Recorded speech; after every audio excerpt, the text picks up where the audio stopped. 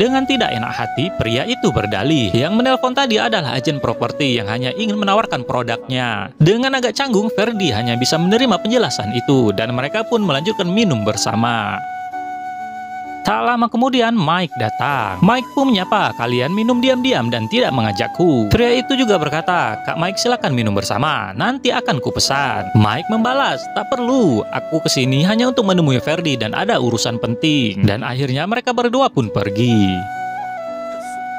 Saat mereka sedang ngobrol berdua, Mike mengatakan dengan Ferdi, "Kenapa sepupumu kembali lagi? Di mana ada sepupumu, pasti tidak ada hal yang bagus. Apakah kamu masih ingat, di saat ayahmu meninggal, mereka ingin mengambil kekayaan kamu dan merebut posisi CEO grup Firdaus?" Ferdi menjawab, "Sudahlah, tak perlu dikhawatirkan, karena mereka tidak akan menang melawan ibuku." Kemudian Mike membicarakan maksud tujuan menemui Ferdi. Karena masih penasaran, ia ingin mencari detektif untuk mengetahui apakah benar Cindy adalah istri dari Ferdi. Ferdi sekali lagi menegaskan, Bu Cindy bukanlah istrinya, melainkan istrinya adalah Cynthia. Mike berkata, "Kalau begitu, aku suruh detektifnya untuk mematai-matai Cynthia saja, dan aku akan mengumpulkan barang buktinya." Ferdi memberi saran kepada Mike untuk tidak menggunakan detektif, melainkan Mike sendiri yang melakukannya. Dan tentu saja Mike setuju melakukannya sendiri.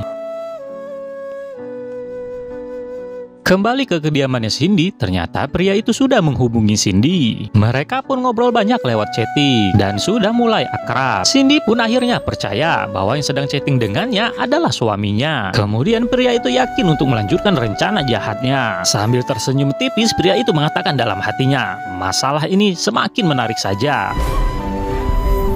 Dengan rasa yang berbunga-bunga, Cindy mengambil kotak hadiah yang pernah dikasih Ferdi saat masih kecil dulu. Ia pun terkenang saat mereka berpisah waktu masih kecil dan Ferdi memberikan hadiah tersebut. Keesokan harinya, Cindy yang berada di kantor didatangi oleh temannya. Mereka pun ngobrol bersama. Temannya bertanya kepada Cindy, "Sepertinya hari ini kamu senang sekali." Dengan malu-malu, Cindy berkata, "Sebentar lagi aku akan bertemu dengan suamiku yang sudah lama tak jumpa selama 4 tahun." Temannya memberi saran kepada Cindy untuk berdandan yang cantik dan membeli baju baru yang bagus dan mahal. Kemudian temannya menemani Cindy berbelanja. Sampailah mereka di sebuah butik. Mereka pun memilah-milih baju yang cocok buat Cindy. Di tengah asiknya mereka sedang memilih baju, tiba-tiba wanita itu mendapat telepon. Ternyata ia sedang ada janji dengan pacarnya di luar dan meminta izin kepada Cindy untuk pergi. Kemudian tiba-tiba sepupu Cindy datang. Ia pun ingin berbelanja di toko tersebut. Melihat Cindy ada di sana, ia pun menghina-hina Cindy dengan berkata, "Butik ini memiliki barang-barang yang mahal dan mewah. Satu pakaian bisa bernilai puluhan juta dan kamu mana sanggup membelinya? Dan aku mampu membeli barang-barang mahal di sini." Cindy membalas dengan mengatakan, "Santi, kenapa kamu selalu saja ikut urusanku?" Kemudian di depan Santi, Cindy langsung memborong 3 pakaian yang mahal. Dengan rasa yang tidak mau kalah, Santi juga ingin memborong pakaian itu dan memberikan kartu pembayarannya. Kemudian karyawan itu menghitung semua total belanjaannya dan semuanya bernilai 300 juta. Mendengar nilai itu, Santi benar-benar terkejut.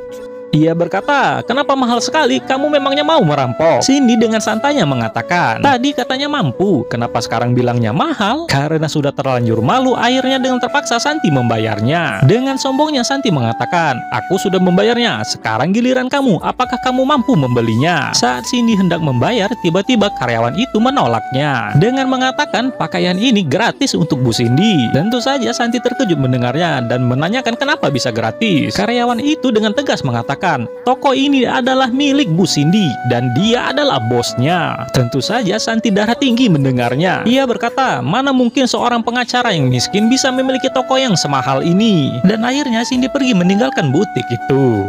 Melihat Cindy sudah pergi, wanita itu meminta kembali uangnya dan berniat untuk membatalkan belanjaannya. Tentu saja karyawan itu menolaknya dengan mengatakan barang yang sudah dibeli tidak dapat dikembalikan lagi. Kemudian ia menelpon suaminya melaporkan apa yang telah terjadi dan akhirnya ia pun pergi.